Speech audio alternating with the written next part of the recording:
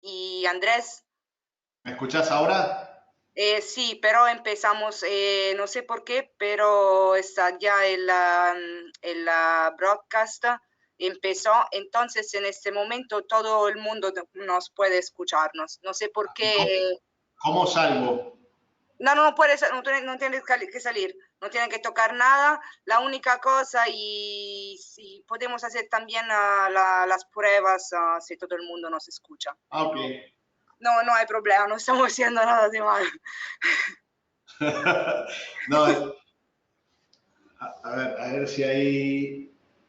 Ahora, eh, ahora está compartiendo tu pantalla y está ah, perfecto así, porque puede hacer como una presentación normal en tu pantalla y puede. ok. Perfecto, exacto. Si quieres también compartir el vídeo para verte, ahí compartes la webcam y si puede mostrar los dos, la webcam y la presentación en la misma pantalla. A ver, estoy intentando hacerlo ahora. Sí, A ver si anda.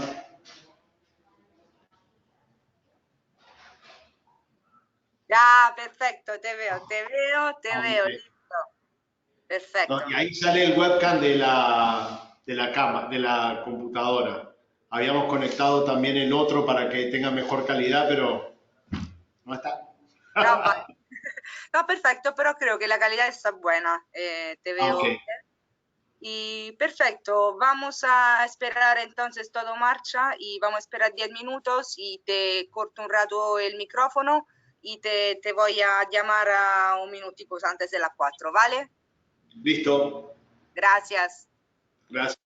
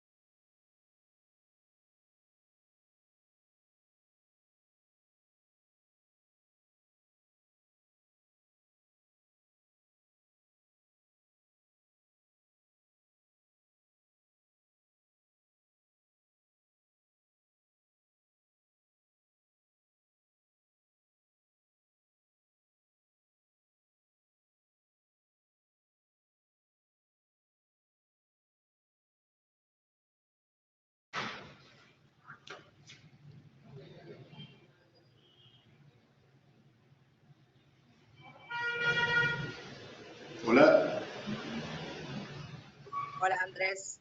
Y Sí, ahí te escucho. te acuerdo siempre que todo el mundo nos escucha. Y no, Carmen, no te oigo.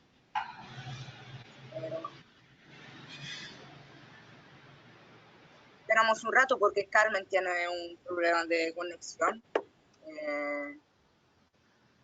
Perfecto.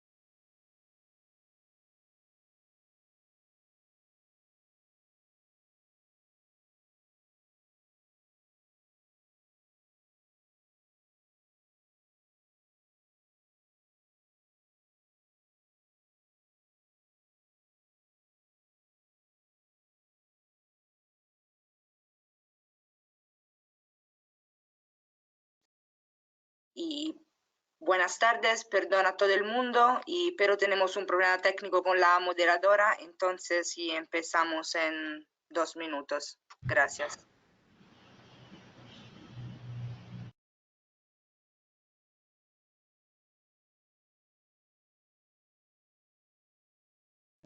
Ahora, antes ni había sonado. Ya Ahora, parece que... ya. Perfecto. ¿Andrés? ¿Hola? Hola. Hola. Hola, ¿me escucháis ahora? Sí, sí, sí. Perfecto. Perfecto. Vale, genial. Y Genial. Andrés, Un momentín. activar la pantalla otra vez.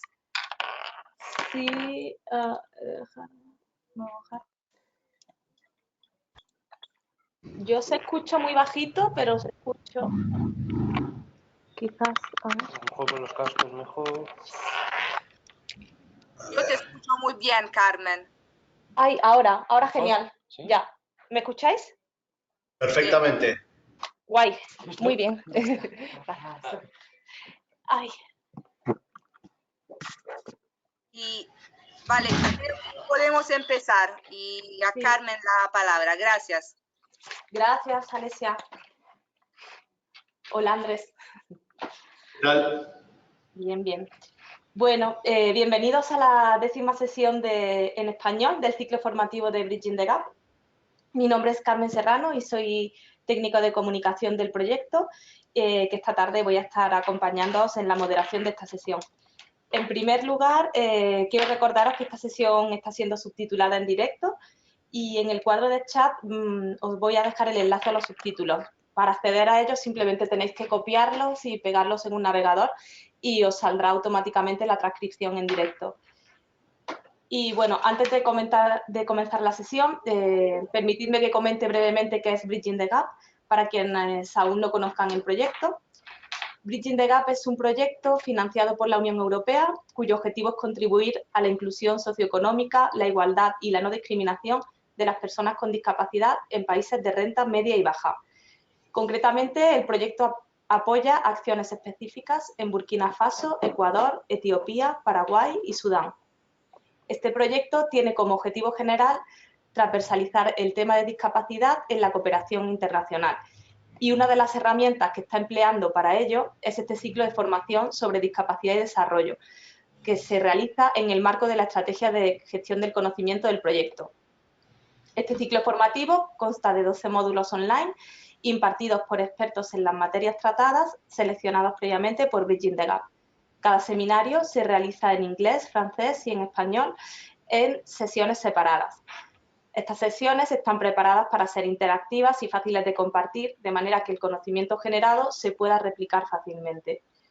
Quienes se hayan perdido alguna de estas sesiones pueden encontrar todas las grabaciones tanto en la página web del proyecto como en nuestro canal de YouTube. También os voy a compartir ahora los enlaces en el cuadro de chat. Y el 10º módulo que vamos a tratar esta tarde es sobre programas de incidencia. La implementación de programas de incidencia tiene el objetivo de influir en los responsables de la toma de decisiones políticas, es decir, en aquellos que pueden legislar, negociar o establecer presupuestos relacionados con políticas públicas formales. Así pues, la incidencia es fundamental para lograr un cambio social, un cambio que puede lograrse trabajando de manera conjunta y también fortaleciendo las capacidades de las organizaciones y movimientos que representan a las personas con discapacidad. La incidencia es fundamental para hacer que quienes ostentan el poder sean más efectivos, responsables y receptivos ante las necesidades de las personas con discapacidad, mejorando con ello su acceso a servicios de mejor calidad y otros bienes públicos. Durante la sesión de esta tarde trataremos conceptos como cómo encajar la promoción de los derechos de las personas con discapacidad en un marco de derechos humanos, los diferentes tipos de incidencia, marcos e instrumentos legales, qué tipo de conocimiento es necesario para ser un defensor de los derechos de las personas con discapacidad eficaz y cómo aplicar la práctica de abogacía. Esta tarde nos está acompañando Andrés Vázquez, abogado de derechos humanos y experto independiente en diseño, gestión, monitoreo y evaluación de programas, proyectos y políticas públicas de derechos humanos, así como en comunicación basada en derechos y control de convencionalidad.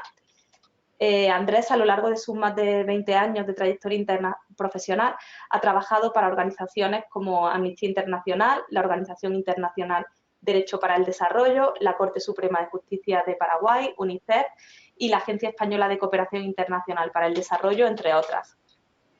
Sin más, les dejo con él, que seguro que tiene mucho que contarles sobre el tema y espero que sea muy interesante la sesión.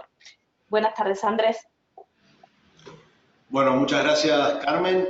No sé si se me escucha bien. Sí, sí, estupendo. Genial.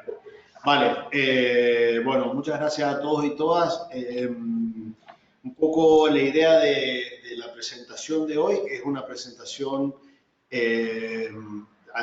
teniendo en cuenta la diversidad de personas que hacen parte de estos webinarios. Voy a intentar no ser extremadamente técnico, pero sí bajar a tierra de una manera ordenada conceptos fundamentales que tienen que considerarse para cuestiones de incidencia en general. Ok, no sé si se está viendo bien la presentación. ¿Me podrías confirmar, Carmen? Sí, sí, se ve bien, Andrés.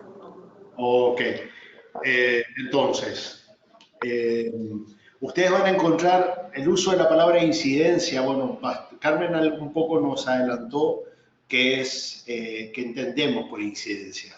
Específicamente van a encontrar en distintos países distintas palabras que representan incidencia. En algunos lugares habla de lobby, de cabildeo, de abogacía, de incidencia política.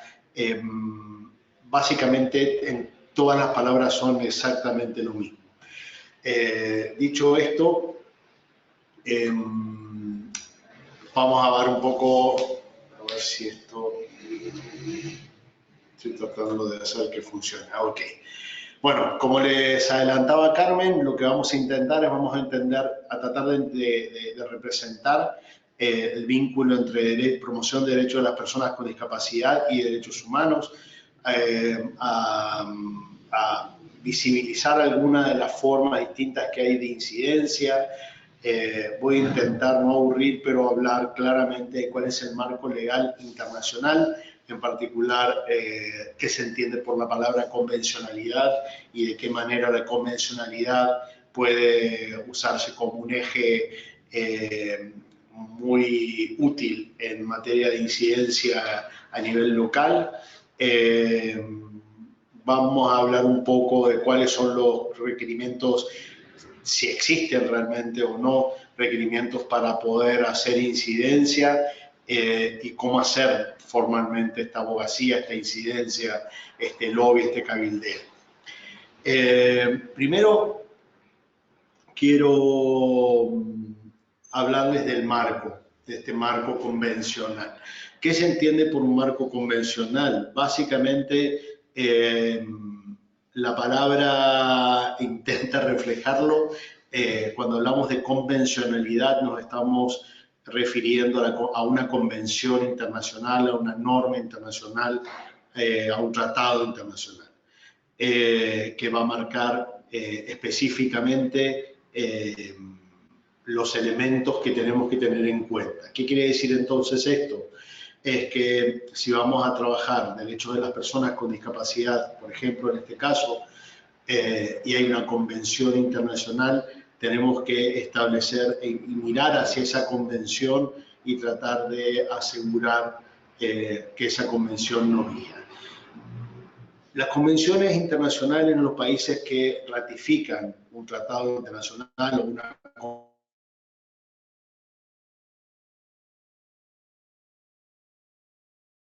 convención internacional obligan tanto a los estados de trabajo, a quienes hacen cabildeo o hacen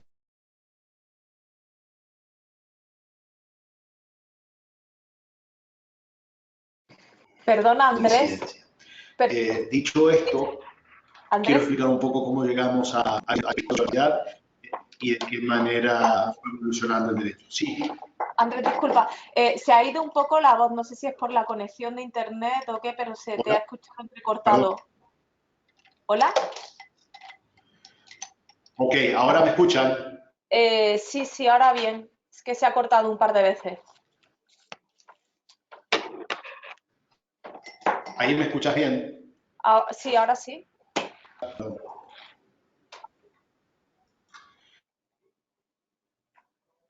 Ok, continúo entonces. Sí, continúa. Y disculpen por el problema técnico, lo que les decía era cómo se circunscribe es importante entender cómo se circunscribe la Convención sobre los Derechos de las Personas con Discapacidad en el marco. La Convención, uno de los problemas principales que surgen al respecto de normas especializadas, como es la Convención de Discapacidad, es que para muchas personas se tiende a entenderla como un instrumento aislado, como un instrumento que no está vinculado a otra norma internacional. En este sentido, lo importante que tenemos que tener en cuenta es que ya desde la misma Declaración Universal de Derechos Humanos se establece un parámetro general de respeto y protección de derechos humanos. Esto se especifica con los dos pactos internacionales de derechos civiles y políticos y económicos, sociales y culturales y otros instrumentos regionales. Esto es algo que a veces nos cuesta considerar y entender este entramado que significa la normativa internacional. No se tiene que mirar aislada la Convención sobre Derechos de Personas con Discapacidad o cualquier otra convención internacional especializada, sino que tenemos que hacer el ejercicio de poder leerla y poder analizarla en función de los otros paraguas que tenemos más arriba, que en este caso parten de la misma Declaración Universal de Derechos Humanos y pasan por otra normativa internacional. Esto es importante tenerlo en cuenta cuando hacemos la construcción de una estrategia de incidencia o una estrategia de cabildeo, porque nos va a permitir tener una mejor comprensión de aquellos compromisos globales como son los objetivos de desarrollo del milenio o los objetivos de desarrollo sustentable de 30. Sobre esto quiero hablarles seguidamente. Esta agenda es, vamos a tratar de discernir entre qué es y qué no es la Agenda 2030. Por lo pronto es un compromiso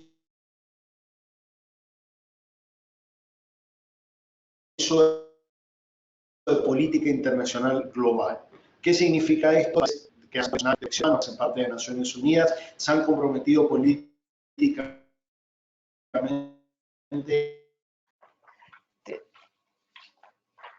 a ciertos elementos específicos que van a ser considerados como parte de acciones que sus políticas nacionales se van a ir orientando al cumplimiento o deberían ir orientándose al cumplimiento de estos compromisos internacionales.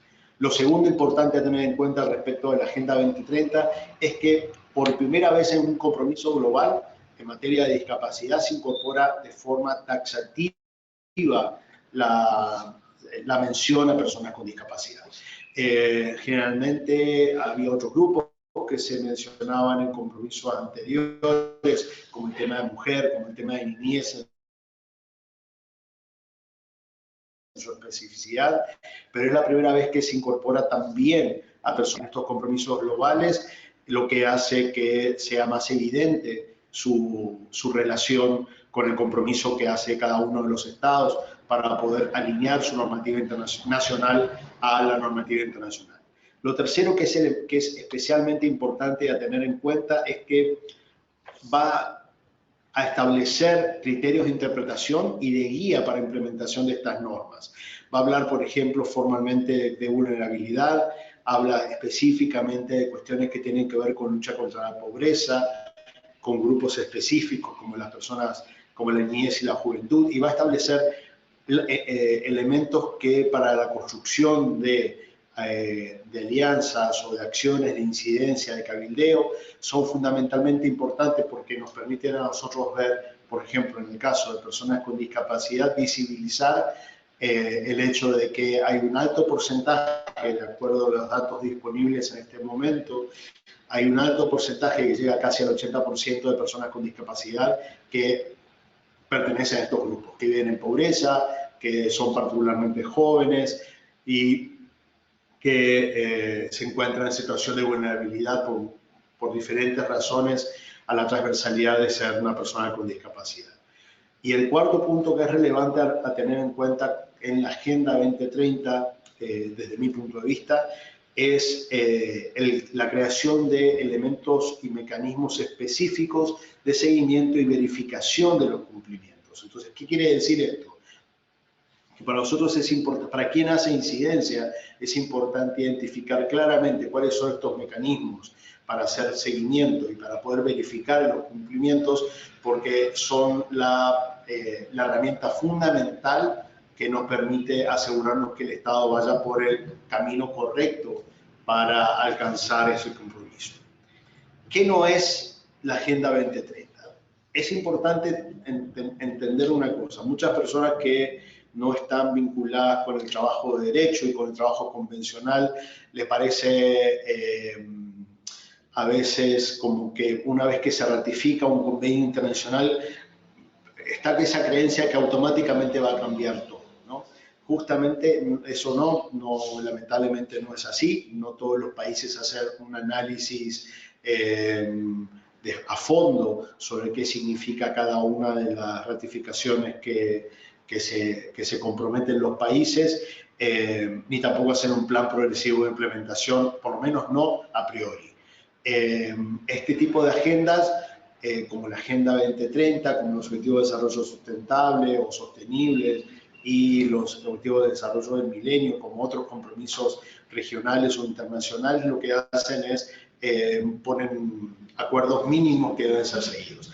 Lamentablemente, el suscribir o el apoyar por parte de un Estado una agenda como esta o estos compromisos no significa que estén legalmente comprometidos a implementarlos. Entonces, es ahí donde la incidencia que se puede hacer, las acciones específicas que se pueden desarrollar en cada uno de los países para que estos cumplimientos se transformen en realidad por medio de leyes, por medio de programas, políticas, proyectos, es fundamental. Lo segundo que tenemos que tener en cuenta respecto de la Agenda 2030 es que a pesar que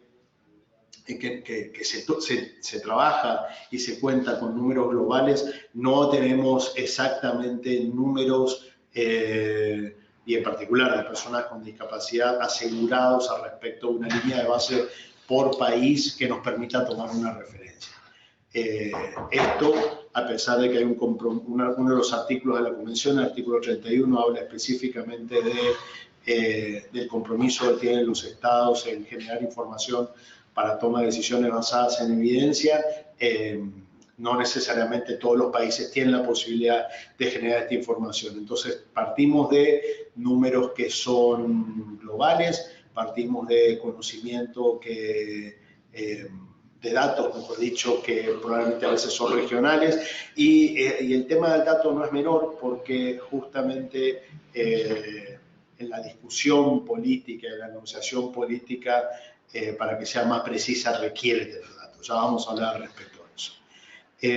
Lo tercero que también propone la Agenda 2030 es hace un vínculo formal entre personas con discapacidad y grupos vulnerables. Establece esta cuestión de la interdependencia de derechos y lo que nos permite de una manera muy clara asegurar que no hace falta que se mencione específicamente personas con discapacidad. La Agenda 2030, al incorporar personas con discapacidad dentro del grupo de personas vulnerables que son atendidas por este compromiso global, automáticamente nos permite presumir que cada vez que se habla de grupos vulnerables, también en la Agenda 2030 se habla de personas con discapacidad. Y el cuarto punto que es importante respecto de la Agenda 2030 a considerar es que es la diversidad, lo amplio que se establece como marco de acción y la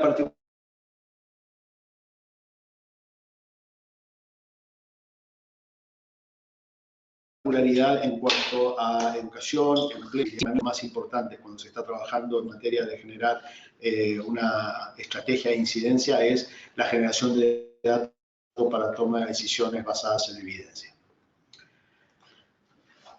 A ver.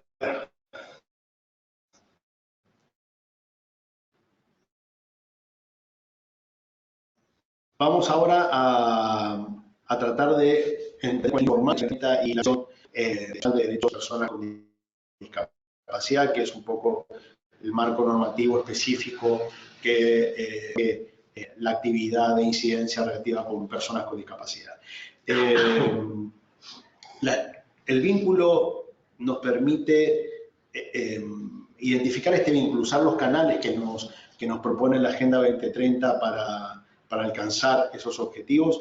Tenemos que entenderlo como una posibilidad de transformación. La convención per se, como les decía, si bien establece algunos parámetros claros en cuanto a su propósito, su misión, hay definiciones, esto, como lo mencioné hace un momento, no significa que inmediatamente se transforme en acciones concretas por parte de los países. Entonces, una acción clara que pueda hacerse por medio de estrategias de incidencias es entender a la agenda como una posibilidad, un elemento, una herramienta para hacer esta transformación política en el desarrollo de normas, tanto administrativas como formales, que tienen que generarse en todos los países para asegurar la aplicación de la Convención.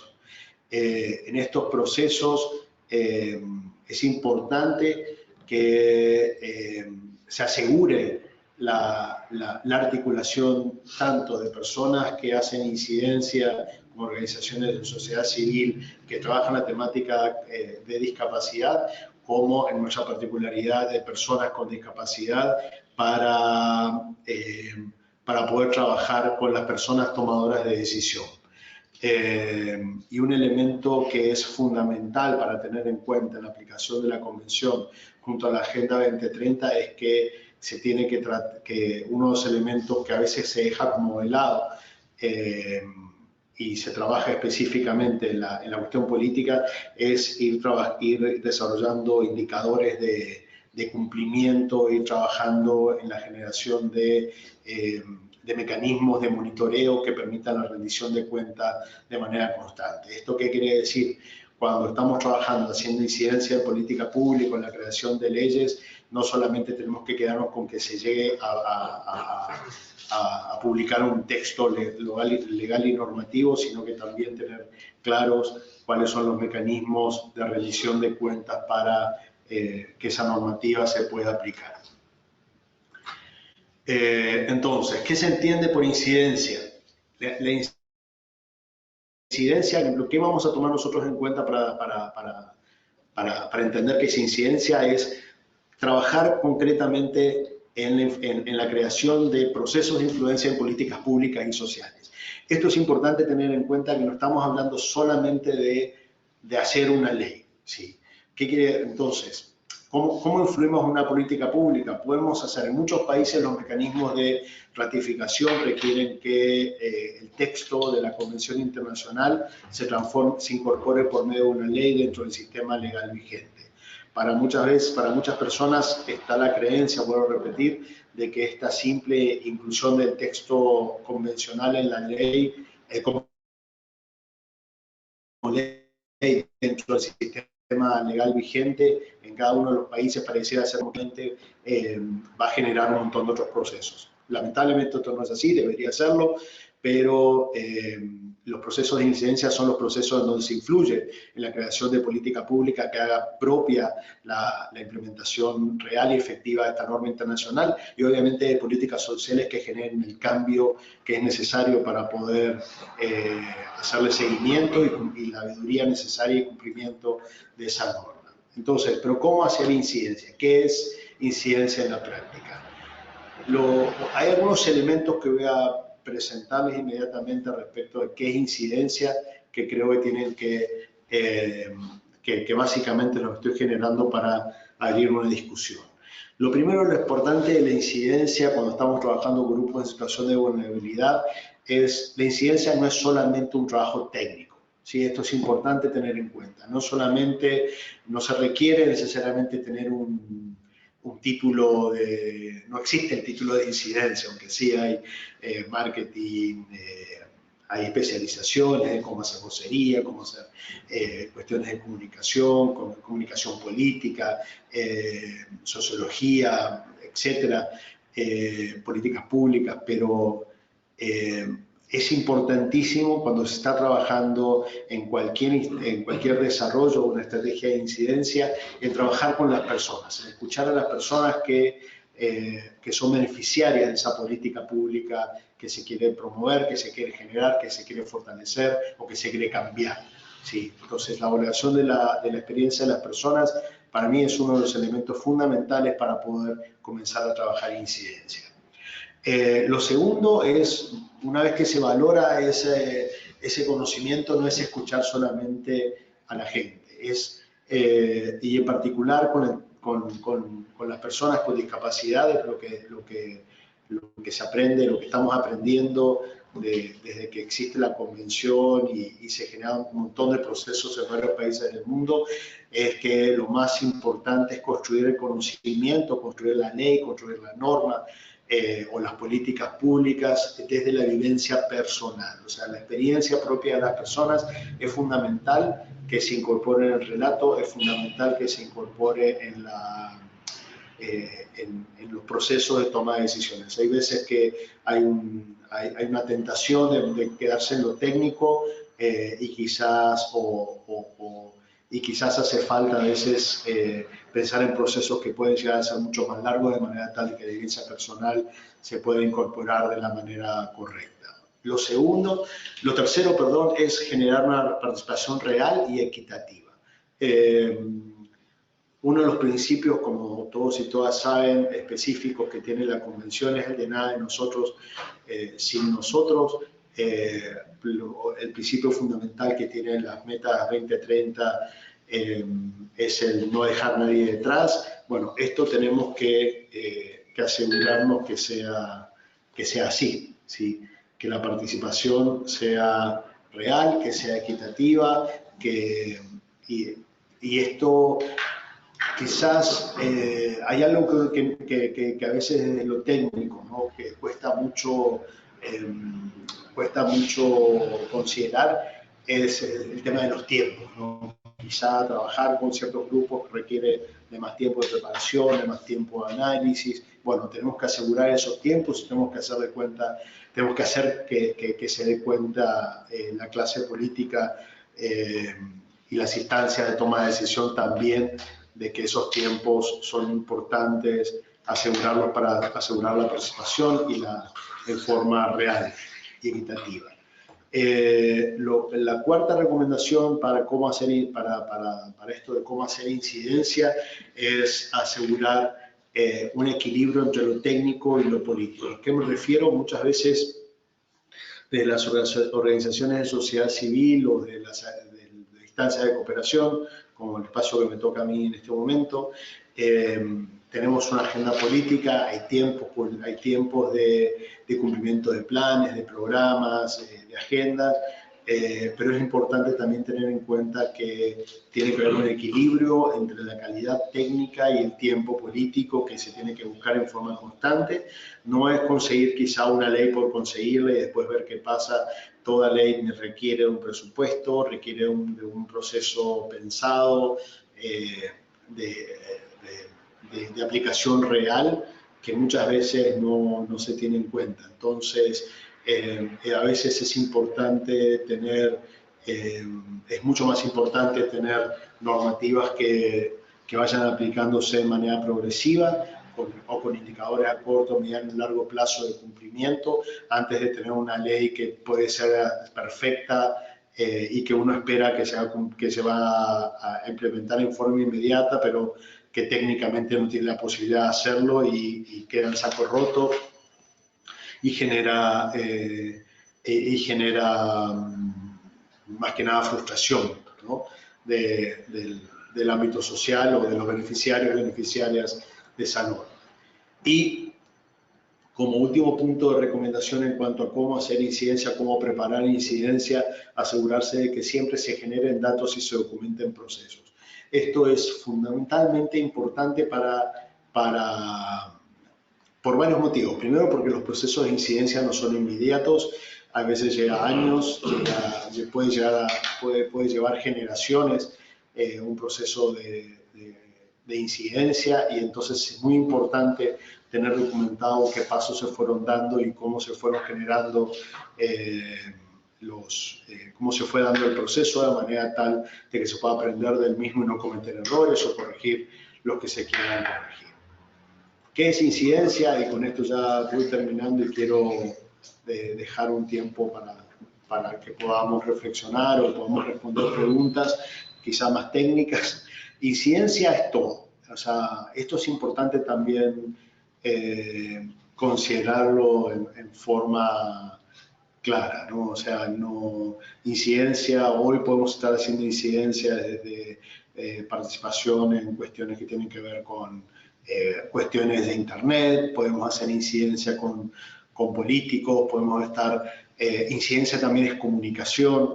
Uno de los elementos que a veces dejamos de lado cuando estamos pensando en hacer incidencia es que no le contamos a la comunidad de qué se trata lo que queremos cambiar. Hay veces que damos por hecho muchas cosas y es importante no dar por hecho absolutamente nada en materia de incidencia. La comunicación es fundamental, tener un plan de comunicación, un plan de medios, preparar a las personas que que van a ser parte del proceso, prepararlas en cómo manejar la comunicación, en procesos de vocería.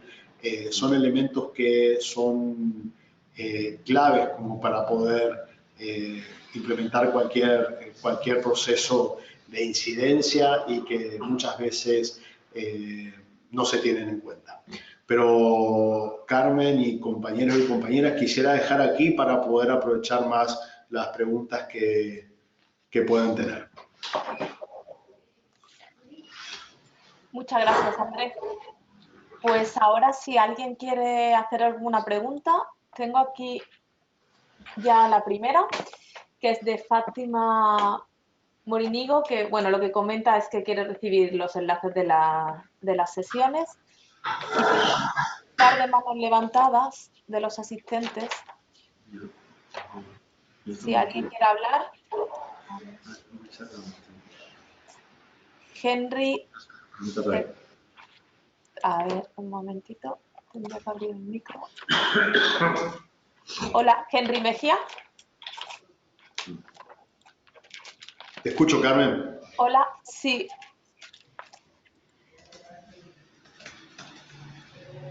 A ver, hola, Henry. ¿Me escuchan? Sí, sí. Soy el intérprete del señor Henry Mejía, él es una persona sorda. Ajá. Ok, procedo con el comentario de don Henry. Buenas tardes a todos, aquí en Latinoamérica, buenos días a todos. Solamente es hacer una pregunta, como para aclarar. Frente a lo que ya Andrés nos estuvo comentando, me pareció muy bueno, muy interesante. Sin embargo, hay una situación que pues quiero comentar y me gustaría aclarar. Yo trabajo para la Federación Nacional de Sordos de Colombia. Soy el director general de la federación. La federación lleva 35 años haciendo procesos de incidencia. Así como Andrés lo mencionaba, la incidencia no es un proceso corto, sino que requiere de muchos años y de logros que se van alcanzando durante todos esos años. Sin embargo, ¿qué ha pasado? Por ejemplo, Andrés habló acerca de la Convención de los Derechos de las Personas con Discapacidad y habló también de los ODS, pero el gran problema que nosotros vivimos en Latinoamérica es que, por ejemplo, los gobiernos casi nunca incluyen esos ajustes dentro de las políticas públicas o en los planes de desarrollo. Y los colectivos de personas con discapacidad no hacen esa incidencia. Efectivamente, existe allí unas políticas, existe una normativa internacional, pero al momento de hacer la incidencia, se queda como que en pedirle el favor al gobierno, en un plan de gobierno, en que se incluya en un plan de gobierno. Y esos planes de gobierno generalmente terminan cuando el gobernante termina su mandato, a los 4 o 5 años. Por eso es importante que quede más bien dentro de los planes de desarrollo o en políticas de Estado, ya políticas públicas que continúen en vigencia después del cambio de gobernante. Entonces, que no sea, que exista un plan de desarrollo y unas políticas públicas de discapacidad en cada país. Si se construyen de esta manera, entonces, pues se van a lograr más cosas. Pero lo que sucede muchas veces con las organizaciones de personas con discapacidad es que empiezan a hacer este tipo de incidencia y de pronto el gobierno lo que responde es que eso no se ha contemplado dentro de un plan de desarrollo o de unas políticas públicas. Entonces, por eso se tiene que pensar, por ejemplo, en los planes de desarrollo tanto nacionales como regionales o municipales. Que las organizaciones de las personas con discapacidad tengan estos aspectos presentes y que también que trabajen en red, porque muchas veces las organizaciones de personas con discapacidad trabajan de manera individual. Si se trabaja en red y se tiene, por ejemplo, un Consejo Nacional de Discapacidad, un órgano consultor frente a lo que es el tema de la discapacidad en cada país, entonces, si estos órganos no se tienen, el Estado muchas veces, o el gobierno, más bien, error de interpretación, el gobierno no se compromete muchas veces a hacer esta clase de cambios y tampoco hay un proceso claro de incidencia y de seguimiento.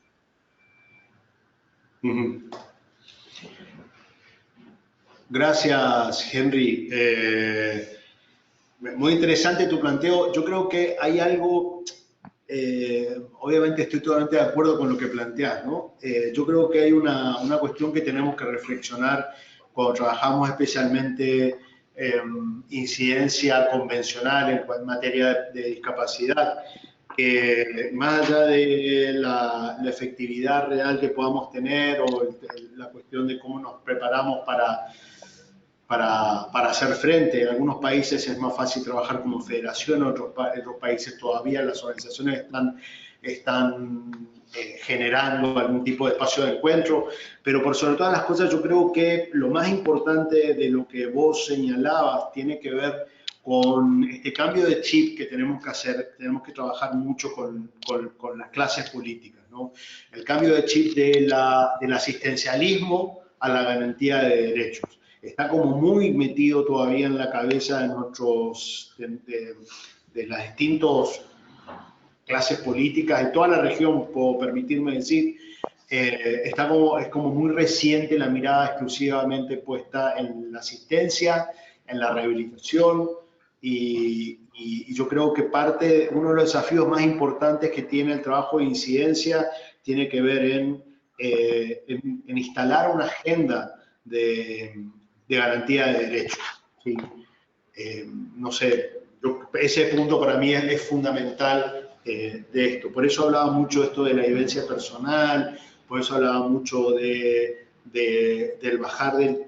O sea, lo técnico es altamente importante, la mirada técnica, pero yo creo que en materia de cuestiones como discapacidad hay un esfuerzo que tenemos que hacer la academia, los técnicos, los docentes, de cruzar esa línea, de cruzar la calle y sentarnos con las personas con discapacidad a trabajar en conjunto y a trabajar también nosotros en esa red que propone Henry.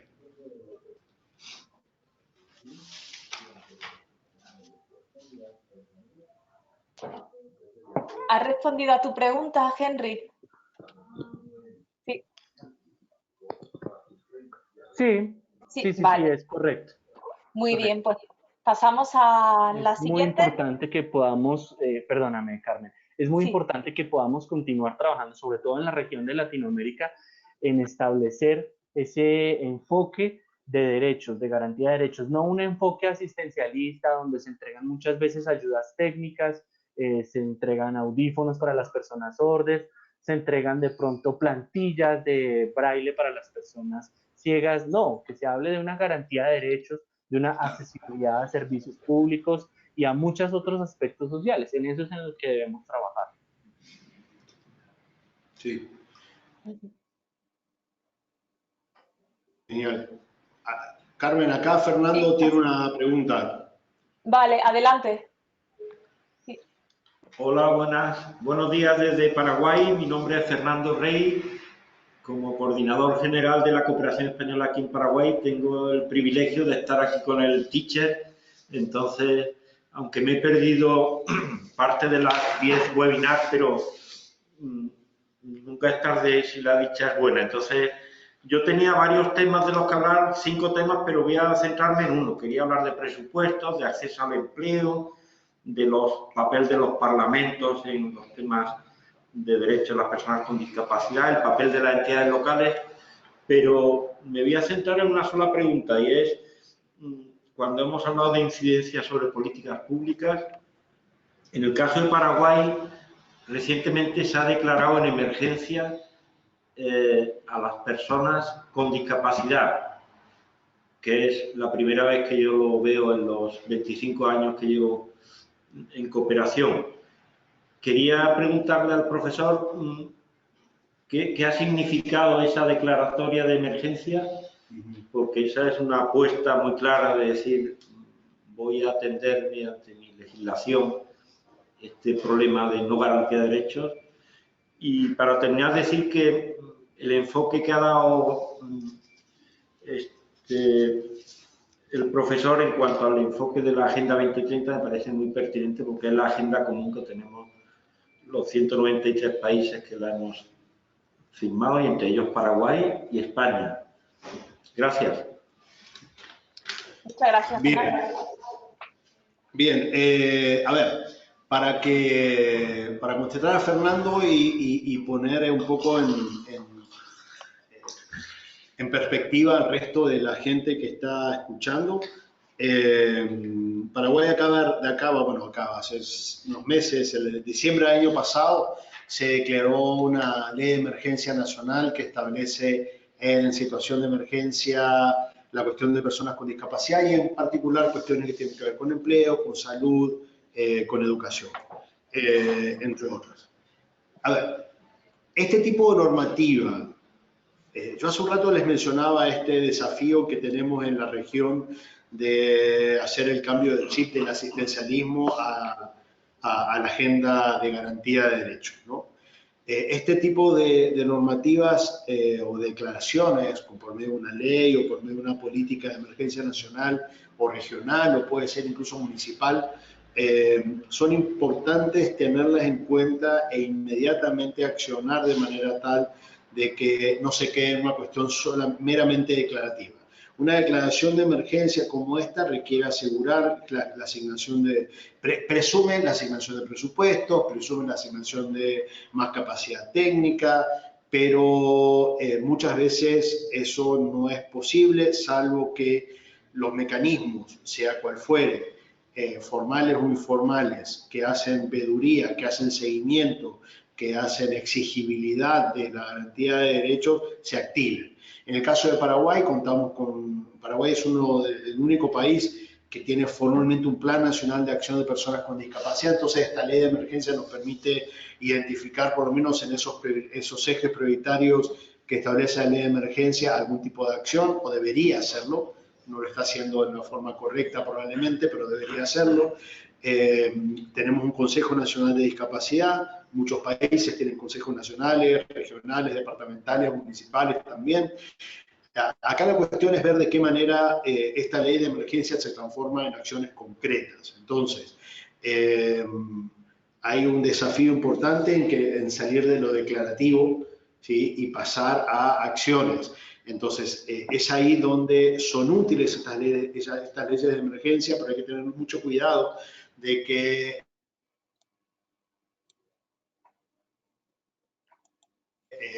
no se genere un síndrome de leyes de emergencia. Entonces,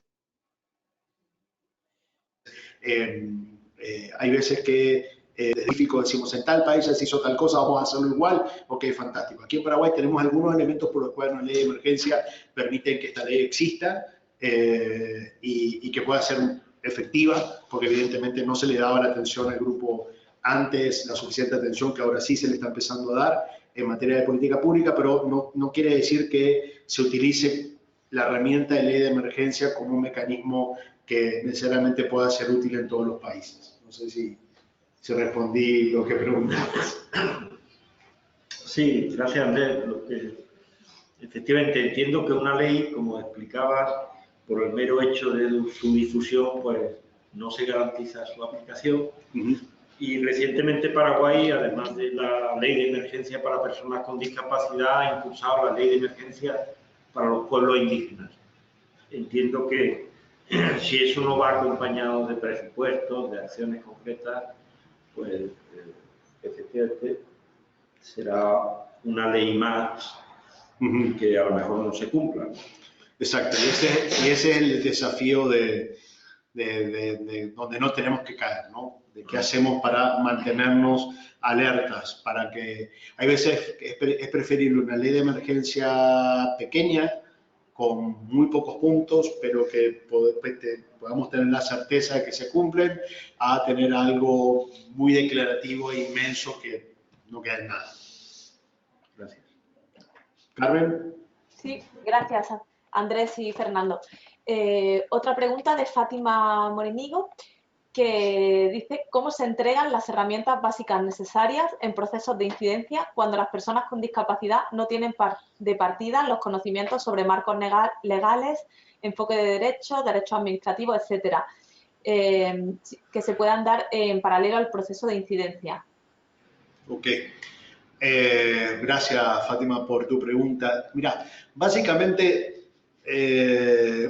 lo primero que quiero decir que no es imposible entrenar a nadie. O sea, yo creo que todas las personas tienen mucho para aportar. Acá hay un desafío. Lo que sí es importante tener claro que no hace falta ser un experto en derecho internacional para poder hacer incidencia y depende de cada coordinación de incidencia. Supongamos que hay alguna organización que esté trabajando en incidencia, supongamos que hay cooperación que esté apoyando cuestiones de incidencia, y si no, cuanto menos la Oficina del Alto Comisionado de Naciones Unidas en cada uno de los países puede aportar algún tipo de acompañamiento en los procesos de seguimiento a la convención. Que por cierto, no lo mencioné y es una oportunidad clave, ¿no? Que estar atentos. Uno de los elementos mínimos que uno puede tener en cuenta cómo organizarse para empezar a hacer incidencia, es decir, bueno, ¿cuándo le toca a mi país presentar un informe al Comité de Derechos de Personas con Discapacidad? Entonces, en función de eso, organizarse para poder, por lo menos primero, empezar a entender la convención. ¿Quién nos puede enseñar si no entendemos nada de cuestiones normativas? Un buen paso es acercarse a las universidades. O sea, la academia tiene una responsabilidad al respecto de esto y muchas veces no la tenemos en cuenta, más allá porque alguien haya estudiado o no haya estudiado. Es importante golpear las puertas de las universidades al respecto de este tema. Una cuestión, no tenemos datos, no tenemos información, no tenemos una plataforma o con quién trabajar. Sí, y siempre tenemos la posibilidad que en las carreras de Derecho, de Sociología, de Ciencias Políticas, que ir a proponer a las universidades que incorporen la temática de discapacidad para tesis de grado, para tesis de maestría, para tesis doctorales. Esa es una forma muy poco utilizada, por lo menos desde mi experiencia, en cómo empezar a prepararnos para hacer incidencia. Obviamente las organizaciones de derechos humanos, las plataformas de derechos humanos, y esto no es menor, porque generalmente en muchos países la experiencia nos dice que, la experiencia nos está diciendo que la temática de discapacidad está fuera de las plataformas de derechos humanos. Entonces, sí, acercarnos a las organizaciones de derechos humanos también es una segunda forma de hacerlo. Y a partir de ahí, y acá es importante, en materia de discapacidad en particular, es fundamental que participen los expertos en cómo abordar la comunicación con cada uno de los grupos de discapacidad. Acá necesitamos vincular también, por ejemplo, Henry lo decía como ejemplo, nos mencionaba el grupo de personas sordas. Bueno, ¿cómo vinculamos el tema de incidencia con personas sordas? O sea, acá hay con personas ciegas, con personas sordociegas, con personas que tienen, no sé, una discapacidad intelectual. ¿Cómo vinculamos el tema de incidencia y salud mental? O sea, estos son desafíos que no podemos hacer solos y donde la academia, entiendo, debería tener un rol mucho más importante del que estamos dando en este momento y estamos generando la responsabilidad de incidencia casi exclusivamente en abogados profesionales del derecho y yo creo que debería ser mucho más amplio en materia de distintas disciplinas. No sé si respondí lo que esperabas.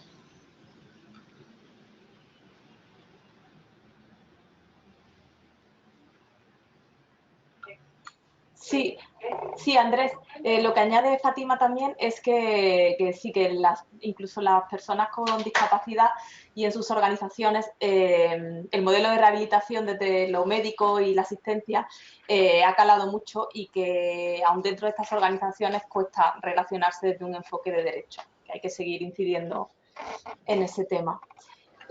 Pasamos ahora a otra pregunta de Vicenzo Pira y pregunta si existen las condiciones o cómo hacer que las organizaciones de personas con discapacidad realicen actividades de cabildeo de manera directa y autónoma para respetar la Convención de las Naciones Unidas y hacer planes adecuados para ese propósito.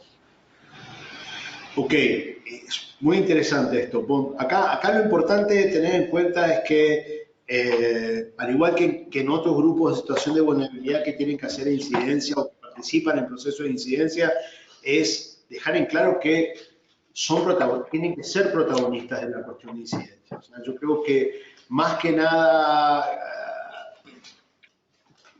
a ver, más importante que quizá que otros grupos es darle el protagonismo que se merecen y que requieren las personas con discapacidad para los procesos de incidencia. Y acá creo que acá voy a ser enfático en esto. Acá los técnicos tenemos un rol de apoyo. Las organizaciones que trabajan la cuestión de discapacidad y no son personas con discapacidad tienen un rol de facilitadores en todo caso, pero acá el protagonismo tiene que ser, si queremos ser efectivos, si queremos ser consecuentes y coherentes con el principio fundamental que nos plantea la Convención, acá el protagonismo lo tiene que tener la persona con discapacidad y tenemos que generar esos espacios. Dicho esto, acá es importante también tener en cuenta, hay veces que nos pensamos que la incidencia es yendo a la instancia pública. No, ¿por qué? Tenemos que traer a veces quizá la instancia pública al lugar donde trabajamos. Si una persona con discapacidad no tiene la posibilidad de tener una ciudad accesible o tener los mecanismos, y bueno, que el congresista, el senador, el diputado, el ministro, que vaya a la casa de esa persona. O sea, generemos los espacios, rompamos los esquemas y entendamos que ser protagonista significa empoderarse desde uno y de cada una de las personas, ¿no? Desde una. O sea, tenemos que romper también tener una mirada fuera de la zona de confort y tratar de ser un poco más innovadores en esto y no quedarnos en la cuestión tradicional, ¿no? Entonces, para resumir, el protagonismo de personas con discapacidad es fundamental, porque si no, no seríamos coherentes con el discurso. El rol de los técnicos y las organizaciones es de ser facilitadores y de promover procesos. Y lo tercero es romper el molde. Hay que romper el molde. O sea, si requerimos que un ministro vaya donde se reúne una organización y que vaya. O sea, tenemos que generar esos espacios y forzarlos hace falta. Carmen.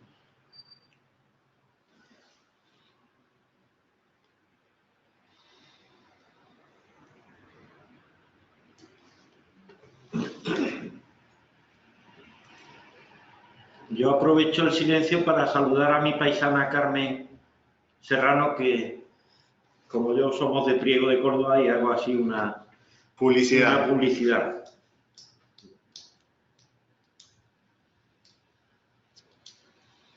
No sé si me escucha, Carmen. Hola. ¿Ahora? Sí. Ahora perdona. Sí, muchas gracias, Fernando. Que Andrés, la otra pregunta es de Adriana Pulido, que pregunta ¿hasta qué punto se tienen en cuenta a los cuidadores en los procesos de incidencia? Los cuidadores, dijiste, ¿no? Sí. A ver, la persona cuidadora es fundamental. O sea, yo creo que también tenemos que tener, o sea, a ver, quizá no fui lo suficientemente claro, pero cuando estamos hablando de tema de garantías y derechos de personas con discapacidad, acá hay una cuestión que es fundamental, es el mundo. Por eso decía ponernos en lugar, reflexionar, entender qué significa ser una persona con discapacidad, tiene que ver también entender sus entornos, entender tanto los espacios físicos como el ámbito social que rodea a una persona con discapacidad. Dicho esto, la persona cuidadora de una persona con discapacidad es fundamental. O sea, hay muchísimo que nosotros tenemos que aprender de estas personas, porque nos van a decir quizá el camino, ¿no?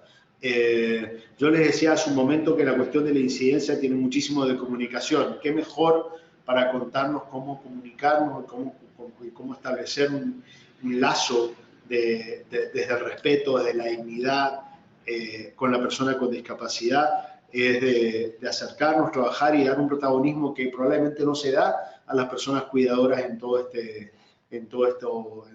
este trabajo de incidencia en particular.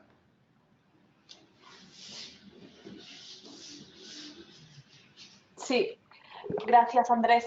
Otra pregunta de Karina Delgado, desde Ecuador, y dice que de un estudio realizado con UNESCO para 19 países sobre las políticas públicas en inclusión, podríamos decir que tenemos horizontes un tanto bien construidos, pero precisamente hacen falta más incidencias, hacen falta más intervenciones. Comenta. Simplemente era un comentario. No, sí. Y quiero aprovechar, Carmen, ese comentario para insistir, ¿no?, en esto, ¿no? O sea, el papel aguanta todo, solemos decir en mi pueblo. Entonces tenemos que hacer que lo que está escrito en blanco y negro se transforme en acciones, ¿no? Y yo creo que y hay todo un proceso que, como bien señalaba más temprano en la primera intervención de Henry, tiene que ser ordenado. O sea, no tenemos que ponernos de acuerdo entre todas las organizaciones, en todas las instancias, en establecer prioridades que sean comunes, respetarlas y asegurar que ese poner en ejercicio real la norma se haga entre todos y se haga posible y que no quede en saco roto. De acuerdo, Andrés. Ahora pasamos a otra pregunta de Soledad Torres, también desde Quito, de Ecuador, que comenta si la incidencia es vital, cómo fortalecer el movimiento asociativo para que de ahí salgan las personas que puedan hacer incidencia, tomando en cuenta que si no hay voluntad política de las autoridades de turno, es más complicado hacer incidencia en contextos de pobreza y discriminación. A ver, yo no sé si es más complicado, gracias Soledad, yo no sé si es más complicado hacer incidencia en contexto de pobreza y discriminación. Yo creo que tiene más que ver con esto de tener una agenda que sea oportuna, ¿sí? Para muchas instancias políticas, a ver, los políticos, no quiero hablar más de los políticos, porque todo es político, pero a ver, quiero ver cómo lo pongo de una manera que no suene feo. Pero mucha política, mucha politiquería, para decirlo de forma clara, mucha esta política no está pensada, no tiene, que simplemente lo que responde es tratar de hacer acciones para conseguir votos populistas, va como corriendo sin detenerse a pensar y sin detenerse a reflexionar. Yo creo que en contextos desfavorables lo más importante es tener un pensamiento un poco más acabado. Yo creo que hay veces que necesitamos con urgencia algo, los grupos que están en situaciones más desfavorables, obviamente no todos tienen la posibilidad de contar con una respuesta de emergencia por parte del Estado, pero es importante también, hay veces, o sea, buscar acciones mínimas a corto plazo, y quizá eso lo tenemos en respuestas que no necesariamente pueden ser a nivel nacional en un primer momento. O sea, no olvidemos también que hay una responsabilidad concreta de los municipios, una responsabilidad de los departamentos. Entonces, quizá lo que se puede hacer en esas situaciones es ir generando una política pública de abajo hacia arriba, que también es una forma muy efectiva de hacerla, un poco más lenta también, pero ir pensando en que no todas las acciones de incidencia son a nivel nacional y son con los congresos o son con un cambio normativo a nivel país. Quizá muchas acciones de incidencia empiezan con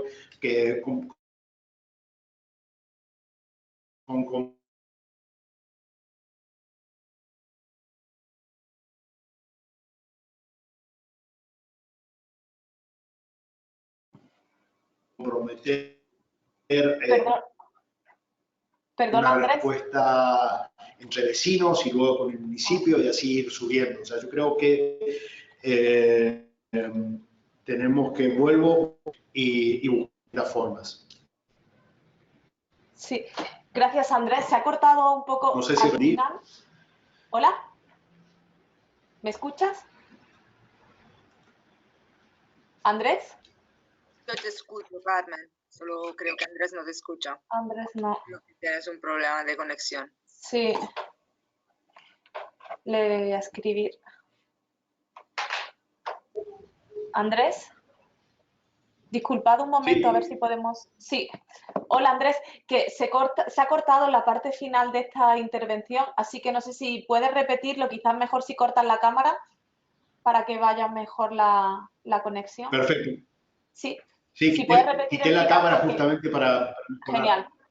Genial, muchas gracias.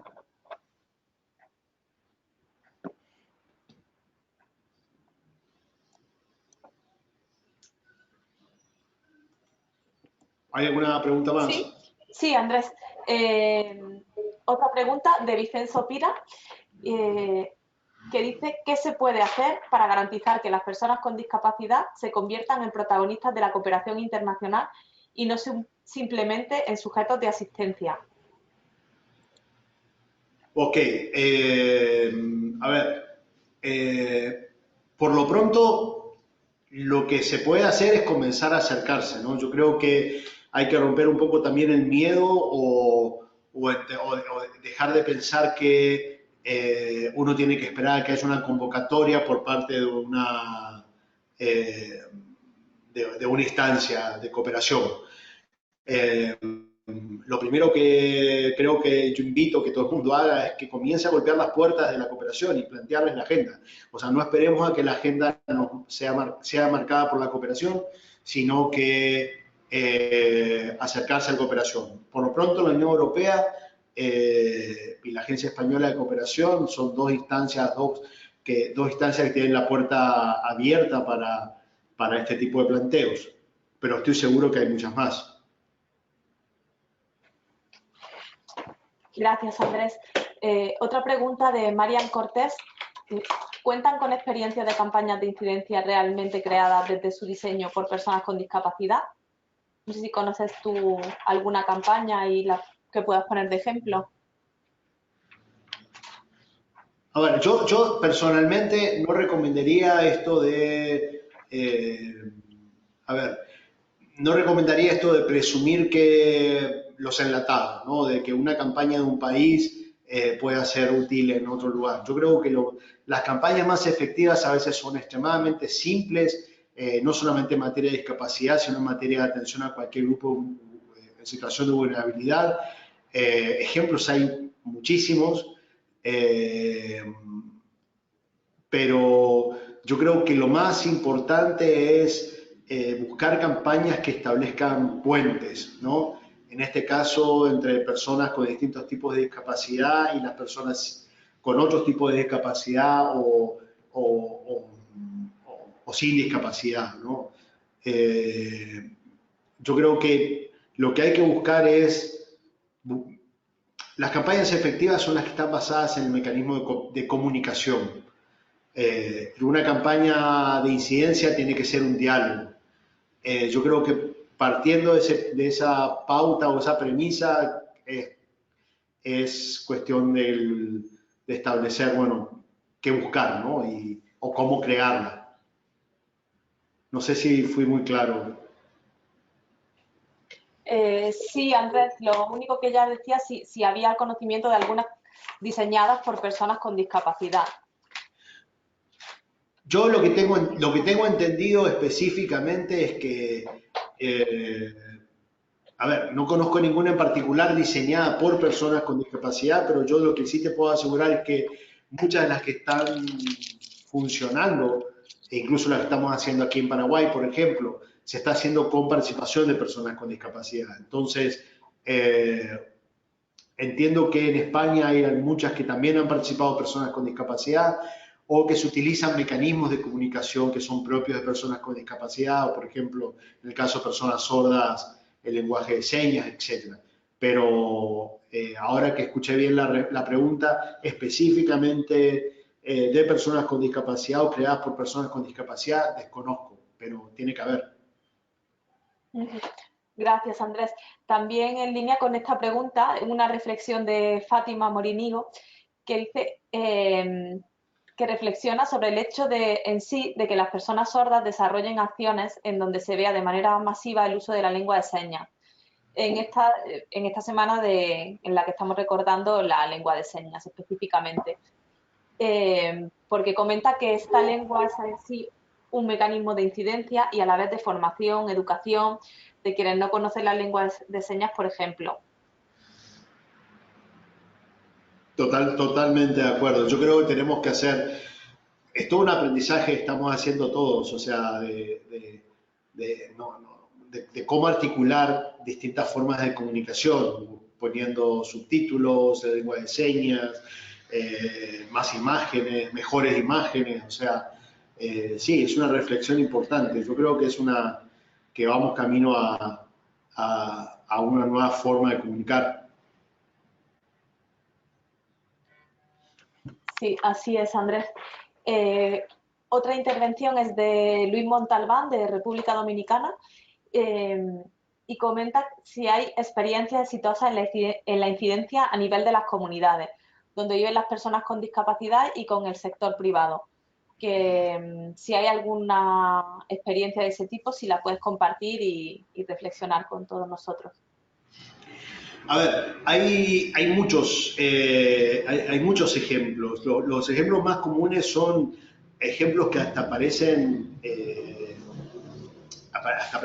tontos y pobres, ¿no? Pero son estos ejemplos en donde se buscan cuestiones de accesibilidad física, como rampas, como mejorar los accesos en las esquinas para que pueda una persona con movilidad reducida poder desplazarse, nivelar las veredas, o sea, esas son, o sea, a ver, si se hace solamente por el hecho de nivelar una vereda sin una discusión en la comunidad respecto de qué es lo que significa, es como que se pierde el sentido. Las experiencias, al menos las que yo conozco que funcionan, son un poco esas experiencias que tienen que ver con salir de la clandestinidad, ¿no? No sé qué les parecerá a ustedes, pero yo tengo esa sensación como que la persona con discapacidad está socialmente escondida muchas veces, ¿no?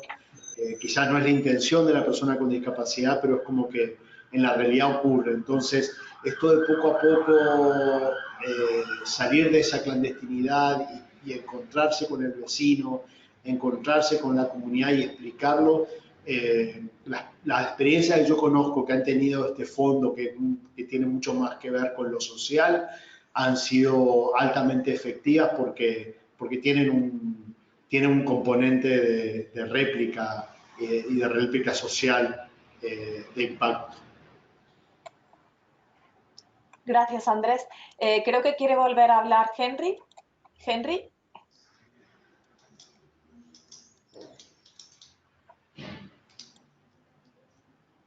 A ver, un momento. Sí. Hola. Hola, Henry. ¿Quieres volver a intervenir? Sí. Sí, vale, adelante. Ok, ahora hemos visto las diferentes opiniones de los participantes que nos parecen pues, bastante interesantes. La pregunta es, ¿cómo se puede hacer de pronto un proyecto para compartir las experiencias y las buenas prácticas sobre procesos de incidencia? Eso me parece muy importante, porque antes ya Andrés dijo que no es tanto como para replicar lo que ya se haya hecho en otro lugar, sino solamente para compartir buenas experiencias de cómo se han hecho esta clase de procesos de incidencia. Entonces, que en algún país diga, ok, conozco la incidencia de otro país, conozco la incidencia que se hizo en otro lado, quiero hacerla de esta manera en mi región y que se pueda formar a los colectivos de personas con discapacidad. Aquí en Colombia la experiencia que nos ha enseñado, nos ha servido muchas cosas, pero nosotros vemos que quizás todavía en otros países no se conocen muchas experiencias. Entonces, las organizaciones o los colectivos de las personas con discapacidad trabajan, de pronto quieren trabajar al sector nacional, con el gobierno o también municipal, pero siempre se están enfocando en lo ejecutivo, pero no en lo legislativo. O de pronto con los congresos. Entonces, que ya se ha trabajado con los congresos, con los diputados, con los senadores, empezar a hacer incidencia con ellos. Esa es la experiencia que, por ejemplo, nosotros tenemos acá en Colombia. Hicimos incidencia con los congresistas, senadores o diputados de que dentro del plan de desarrollo se hablara de la discapacidad, se hablara de las personas sordas.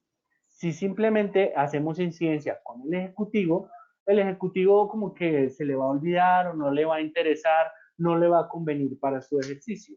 Entonces, ok, decimos, hagamos incidencia con el legislativo, porque el gobierno siempre dice, no, lo que pasa es que no hay presupuesto, no se ha establecido, entonces decimos, listo, entonces hagámoslo con el legislativo. Y antes precisamente estaban hablando de que si existe o no existe la voluntad política. ¿Cómo conseguimos la voluntad política? Bueno, lo que hacemos es que antes hacemos la incidencia con quienes son candidatos a estos espacios de participación, con congresistas o diputados. En sus momentos de campaña, comprometerlos para que exista esa voluntad política. Y no mostrarnos desde un enfoque asistencialista, sino desde un enfoque de derechos, de que somos sujetos de derechos. Si lo hacemos de esa manera, pues vamos a lograr esa voluntad política. También es muy importante continuar con la incidencia. Nosotros, por ejemplo, acá en Colombia, no hacemos esa incidencia solos, sino que lo hacemos también con organismos internacionales. Por ejemplo, la Federación Mundial de Sordos, la RIADIS, lo hacemos con AIDA, con diferentes organismos internacionales, hacemos ese tipo de alianzas para que podamos tener más fuerza y podamos llevar a cabo esa incidencia. Por eso la frase siempre dice, una sola golondrina no hace verano. Siempre es muy importante que trabajemos todos, que no trabajemos solo desde lo local, sino que también podamos ver cómo fortalecernos desde lo internacional y ver cómo esas buenas prácticas que ya han existido en otros países, pues puedan beneficiar a otros países de cómo lo han hecho otros colectivos de personas con discapacidad, personas ciegas, personas sordas, con movilidad reducida, etcétera, etcétera. La Federación Mundial de Sordos por muchos años ha hecho incidencia frente a la ONU. ¿Para qué? Pues el año pasado se consiguió que se diera el Día Internacional de la Lengua de Señas. Como Fátima lo estaba diciendo, precisamente este 23 de septiembre estamos celebrando el Día Internacional de la Lengua de Señas y también esta semana la Semana Internacional de la Persona Sorda. Entonces queremos hacer esa incidencia que se haga con la lengua de señas, pero como digo, es importante compartir estas experiencias para que otros puedan aprender y desarrollar sus propios procesos, que se haga a partir de la experiencia que otros han tenido. Quería agregar algo que dijo sobre lo que decía Henry, y gracias por la reflexión, porque tenés toda la razón. O sea, yo creo que es un desafío. Hay algunas experiencias donde se recoge información en Europa, incluso hay algunas cosas dando vuelta en África, pero tenemos el desafío aquí en nuestra región latinoamericana de contar con alguna caja de herramientas o una caja de experiencias que nos permita conocer un poco lo que están haciendo otros y aprender. Y así que no sé si Carmen quiere comentar algo al respecto del tema de comunicación también.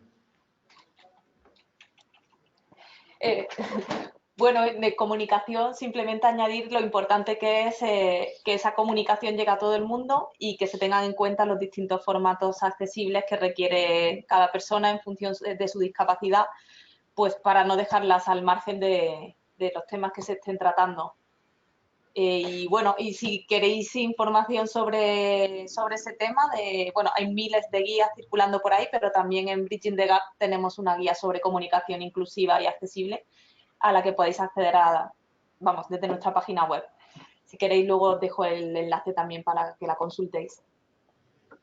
Gracias, sí. Andrés. Sí. Henry, ¿algo más que añadir?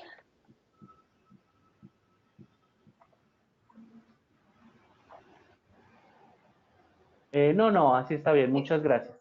Vale, gracias.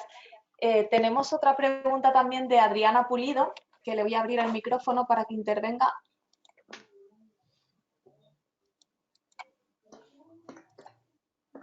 Adriana, a ver.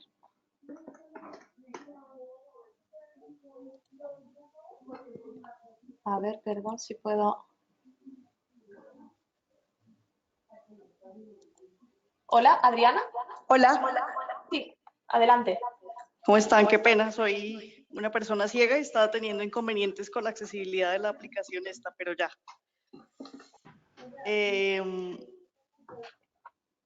Pues bueno, yo trabajo en el Comité Internacional de la Cruz Roja como asesora en inclusión, pues es una organización humanitaria. Y bueno, he visto dos procesos como asesora en inclusión de esta organización y como persona con discapacidad. Como persona con discapacidad hago parte de una red de mujeres con discapacidad visual, porque nos interesa particularmente el tema de las mujeres, que ha estado un poco relegado realmente, digámoslo así, por la doble discriminación que de por sí tenemos las mujeres con discapacidad. Y he visto también otro proceso que es, nosotros desde nuestro programa de rehabilitación física tenemos un interés genuino en precisamente apoyar a las organizaciones de las personas con discapacidad para que hagan incidencia, no desde el punto de vista asistencialista como se podría pensar, sino para que realmente puedan incidir. Y pues la pregunta concretamente es, ¿qué podemos hacer nosotros para lograr realmente impulsar esa incidencia? Teniendo en cuenta además que aquí, como me imagino que es el caso de otros países de Latinoamérica, se da que las organizaciones trabajan, pues como lo mencionó también en algún momento Andrés, trabajan cada una por su lado tristemente y pues con esos esfuerzos aislados realmente no se logran cambios grandes. Entonces, ¿qué podemos hacer como organización para realmente apoyar esto? Muchas gracias. Ok, gracias. No sé si todo el mundo puede escuchar correctamente, pero luego de una reflexión lo que nos plantea un poco como pregunta es qué podemos hacer para romper con la atomización que hay, ¿no? En la acción de personas con discapacidad, donde cada uno, decía ella, va por su lado. Yo creo que ese es un punto para responder desde mi experiencia. Yo creo que ese es un punto que creo que es clave. Los distintos grupos de personas con discapacidad tienen toda una historia de lucha que está planteada en la individualidad y especificidad de las formas con discapacidad, y yo creo que poco a poco hay que ir rompiendo esto que propone también el Comité de Derechos de Personas con Discapacidad, de dejar de pensar en materia de tipo de discapacidad y empezar a pensar como grupo. Romper con esta atomicidad, y yo creo que el desafío es verla, establecer criterios de respuesta o espacios de reflexión multidisciplinarios. Yo creo que la multidisciplinaridad es lo que nos va a permitir alcanzar ese objetivo del mundo al que nos propone la diversidad, ¿no? La inclusión real de la multiculturalidad, entendiendo la cultura personal de cada uno sea como fuere y el constructo social y cultural de cada uno sea como fuere. Entonces, yo creo que hay que empezar a pensarse como grupo y vincular al grupo de personas con discapacidad con los otros, las otras instancias multidisciplinarias y no ver la incidencia. Vuelvo a decirlo nuevamente, o sea, yo creo que el desafío es dejar de ver la incidencia como una cuestión exclusivamente legal y normativa. La incidencia también es comunitaria, la incidencia también es hacia el sector de salud, hacia el sector de, no sé, a trabajar con antropólogos, a trabajar con sociólogos, sociólogas, y en particular yo creo que hay un desafío importante que nos va a permitir un cambio de mirada en la vinculación formal de la academia. Las universidades, insisto en esto, pueden ser un factor de cambio, muy importante factor de cambio.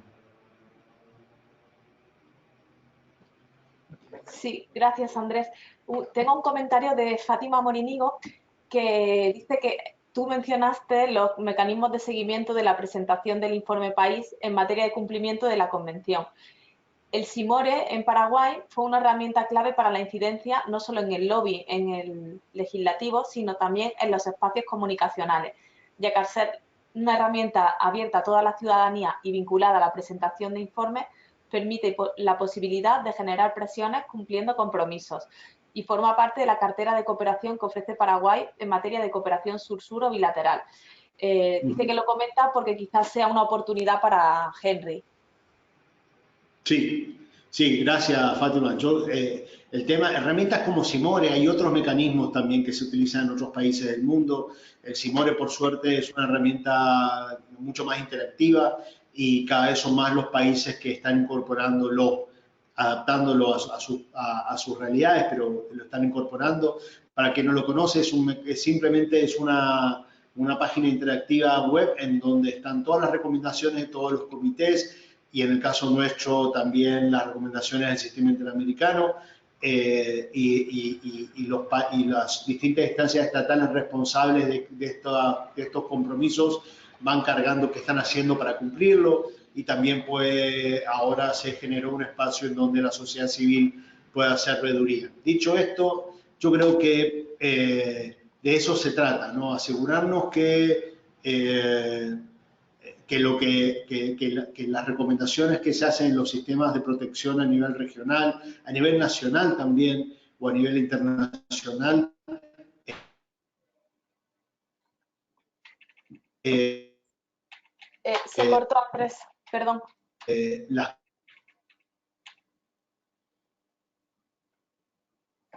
¿Andrés? conozcamos, las entendamos y ir evaluando cómo se cumple. Sí, gracias Andrés. Se cortó un poco al final lo último que dijiste, se perdió un poco la conexión. ¿Hola? Perdón. Sí. Sí, ahora me escuchan. Sí, perdón, ahora sí. Por si puedes repetir lo último. Decía que tanto el Simore como cualquier otro mecanismo son extremadamente útiles para hacer seguimiento sin esperar a informes del comité y hacer los informes sombras. Pero entonces, si no tenemos Simore en algún país, bueno, crear simplemente viendo que se ha recomendado desde el Comité de Derechos de Personas con Discapacidad o alguna recomendación regional al respecto o nacional y generar un mecanismo de seguimiento también. Genial, muchas gracias. No, creo que Henry quiere volver a hablar. ¿O Henry? No, así está bien, muchas gracias. Ah, vale, genial. Pues no sé si alguien más tiene alguna otra pregunta. Nos quedan unos 5 minutos si queréis comentar algo más o preguntarle algo más a Andrés. Y si no, simplemente Andrés, si tú quieres resaltar algo de lo que hayas tratado a lo largo de la sesión que te parezca importante. Sí, voy a aprovechar estos últimos minutos, pero yo creo que como reflexión, yo más de 20 años trabajando en cabildeo, incidencia en distintos temas y en distintos países, y yo creo que el aprendizaje más importante que, si me permiten compartirles desde mi experiencia personal, es el de generar información, de generar datos, en asegurarse, documentar. Esto que mencionaba también Henry hace un momento. Asegurarnos que dejamos registro de lo que se ha hecho y cómo se ha hecho para que otra generación u otras personas puedan no solamente saber lo que hicimos, sino también aprender de nuestros errores. Lo segundo, reflexionar. O sea, no tenerle miedo a esta reflexión, incluso una reflexión crítica y darnos cuenta de que si algo hicimos mal, y bueno, fantástico aprender de ello, ¿no? Es muy difícil sentar en esos procesos de reflexión a políticos, pero no es imposible. No hay que pensar no pensemos a los políticos de turno, a los gobernantes de turno, a los funcionarios públicos, no los pensemos como que son nuestros enemigos, sino que simplemente Hay veces que toca hacer tripa corazón y sentarse con el otro y trabajar, reflexionar y hacer el esfuerzo por entendernos los unos y los otros y las unas y las otras para entender que estamos todos en el mismo barco, ¿no? De toda la inclusión y el trabajar por un mundo más inclusivo, el trabajar por un mundo más participativo, nos va a hacer bien a todos. Así que yo creo que ese es un poco el mensaje que tenemos que asegurarnos, transferir y sobre eso construir. Muchas gracias, Andrés. Muchas gracias por habernos acompañado en esta sesión sobre los programas de incidencia y muchas gracias a todos los participantes. Desde Bridging the Gap esperamos que la sesión les haya parecido interesante, que hayan aprendido y hayan resuelto algunas cuestiones sobre este tema. Y también quería aprovechar para recordaros que quienes estén asistiendo al menos el 75% de los seminarios, lo que supone 9 de las 12 sesiones, recibirán un certificado de asistencia. Para ello tienen que, además de asistir a las sesiones, cumplimentar el formulario que enviaremos una vez que termine la sesión, en el que pueden comentar qué les ha parecido, hacer sugerencias, etcétera. Y también aprovecho para recordaros que la próxima sesión tendrá lugar a finales de octubre. Muchas gracias y nada más. Hasta la próxima.